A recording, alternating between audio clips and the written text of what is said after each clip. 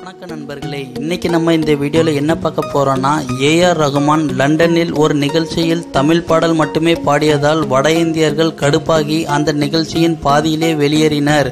அதை பற்றி பார்க்க முன்பு நம்ம சேனலை சப்ஸ்கிரைப் பண்ணலைன்னா இப்போவே சப்ஸ்கிரைப் பண்ணிக்கோங்க. வணக்கம் நண்பர்களே, ஆஸ்கர் நாயகன் ஏஆர் ரகுமான் லண்டனில் நேற்று நாளை என்ற பெயரில் ஒரு இசை நிகழ்ச்சியை நடத்தினார்.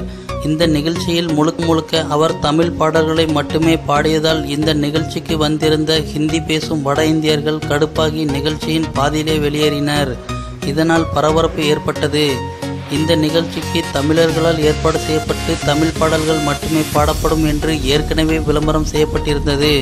இருப்பினும் இந்தி பாடல்களை எதிர்பார்த்து வந்த வட இந்தியர்கள் ஏமாற்றம் அடைந்தனர். இந்த நிகழ்ச்சி முடிந்த பின்னர் வழக்கம்போல் ட்விட்டரில் வட இந்தியர்களும் தமிழர்களுக்கும் இடையே சொற்போர் பல மணி நேரம் நீண்டது. ஒரு தமிழன் தமிழல்தான் பாடுவார் என்று கோஷமோ ட்விட்டரில் ஓங்கியிருந்தது.